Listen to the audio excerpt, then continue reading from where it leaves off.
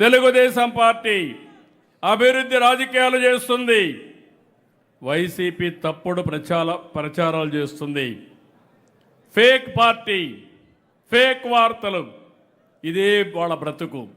నేను ఒకటే మిమ్మల్ని కోరుతున్నా, అనునిత్యం వేదికపై నుండే నాయకులు ఏ విధంగా అయితే కార్యకర్తలు పనిచేశారో ప్రతి ఒక్క కార్యకర్త ఇదే స్పీడ్ పెంచితే, ఇదే స్ఫూర్తి తీసుకుంటే ఏ పార్టీ కూడా ఏమీ చేయలేరు.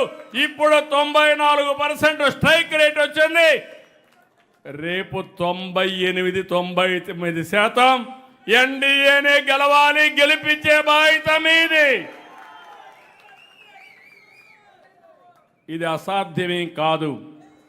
ఇంకో పక్క మా ఆడబిడ్డలు మగవారితో సమానంగా ఆడబిడ్డల సత్తా ఏంటో చేసి చూపించిన పార్టీ తెలుగుదేశం పార్టీ, గౌరవించిన పార్టీ తెలుగుదేశం పార్టీ. అందుకని ఈరోజు ఆఫీస్ చూస్తే నేను సంతోషపడ్డాను. మొట్టమొదటిసారిగా జనరల్ సెక్రటరీని అభినందించాను, బాగుంది ఆఫీస్ అని.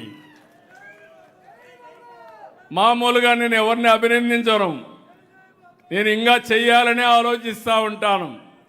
మీరు ఎంత చేసినా ఇంకా తక్కువ చేశారంటూ ఉంటాను. అలాంటి ఒకప్పుడు గండిపేటలో శిక్షణా కార్యక్రమాలు పెట్టి రేకుల షెడ్ కింద శిక్షణ ఇప్పించుకున్నాం. అక్కడి నుంచి హైదరాబాద్ ఆఫీస్, అక్కడి నుంచి అమరావతిలో ఒక పటిష్టమైన పార్టీ. ఇక్కడ ఆఫీస్ చూస్తే నేర్చుకోవాలి, నేను కూడా శిక్షణ తీసుకోవాలనే ఆలోచన వచ్చే పరిస్థితికి వచ్చింది. ఒక మంచి వాతావరణం క్రియేట్ చేశాం, మంచి వ్యక్తుల్ని, సమర్థవంతులందరినీ తీసుకొస్తాం, వాళ్ళందరికీ కూడా శిక్షణ ఇప్పిస్తాం. ఒక స్థాయి నాయకులకి ఇక్కడ ఇస్తాం, ఇంకొక స్థాయి ఉండే నాయకులందరినీ జోనుల వారీగా శిక్షణా కార్యక్రమాలు పెడతాం. అక్కడ బాగా కానీ పనిచేస్తే ఆటోమేటిక్గా పికప్ చేసి నెక్స్ట్ లెవెల్లో పెట్టి ఇక్కడ తీసుకొస్తాం. అక్కడ కూడా బాగా పనిచేస్తే రేపు నాకు ఏమాత్రం అనుమానం లేదు, ఎవరు బాగా పనిచేస్తే వాళ్ళే ప్రజాప్రతినిధులు కూడా. 3 ఏళ్ళు 50% అసెంబ్లీ సీట్లు పెరుగుతున్నాయి, 33% ఆడబిడ్డలకు రిజర్వేషన్లు వస్తున్నాయి. ఇది శుభవార్త. ఎవరైనా పోటీ పడాలంటే అంటే కట్ త్రోట్గా కాదు, అడ్డుదూడంగా కాదు, కష్టపడి పనిచేసి క్రమశిక్షణతో పనిచేసి మీరెక్కడున్నా మీ సామర్థ్యాన్ని, మీ శక్తిని మీరు నిరూపించండి. మిమ్మల్ని ఐడెంటిఫై చేసే బాధ్యత ప్రధాన కార్యదర్శి లోకేష్ గారిది, దాన్ని అమలు చేసే బాధ్యత నాది.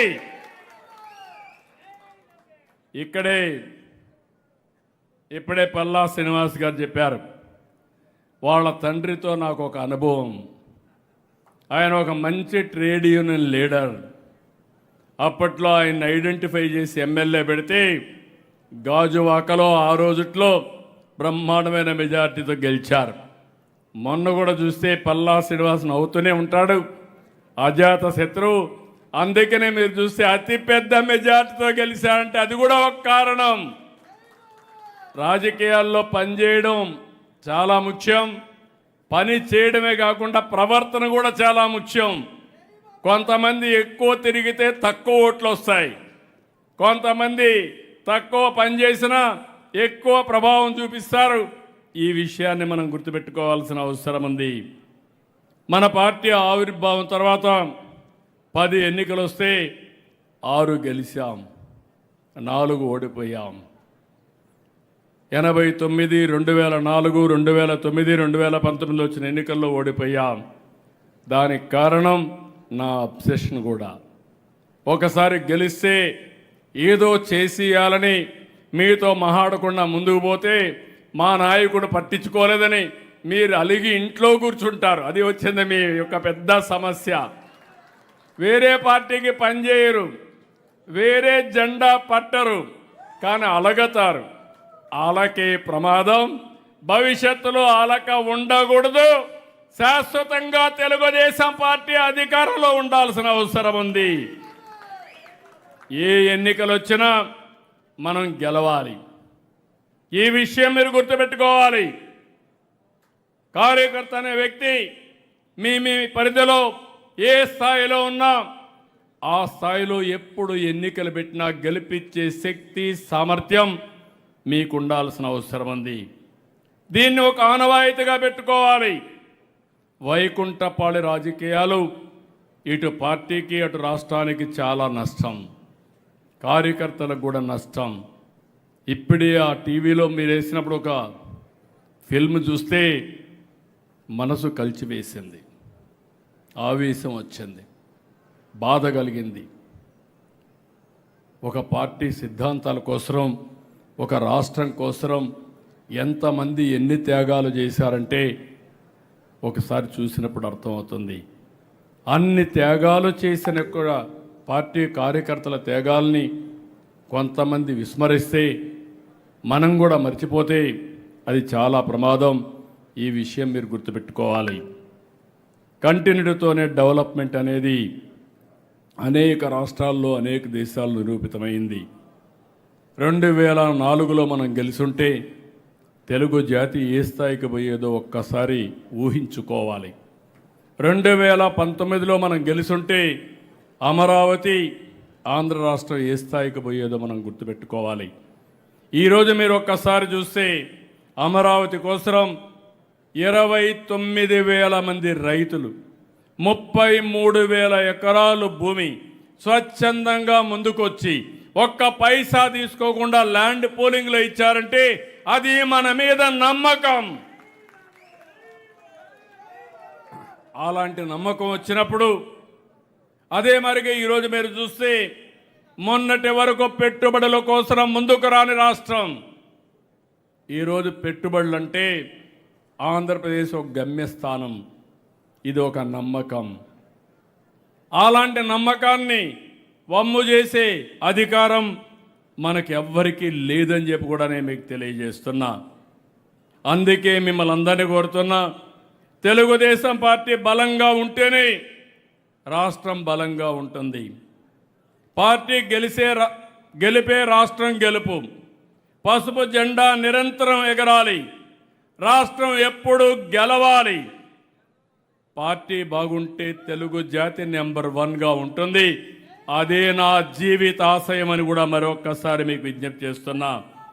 మనందరి టార్గెట్ స్వర్ణాంధ్ర 2047. 2047కి ప్రపంచంలోనే తెలుగు జాతి అగ్రజాతిగా ఉండాలి. దీంట్లో ఆప్షన్ లేదు. ఎవరికి దీంట్లో వేరే అభిప్రాయం లేదు.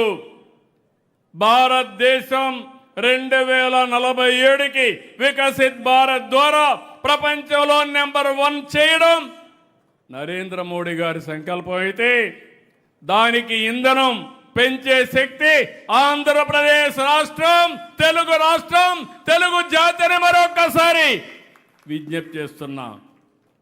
దానికోసం ఈరోజు ఒక సంకల్పం తీసుకుందాం.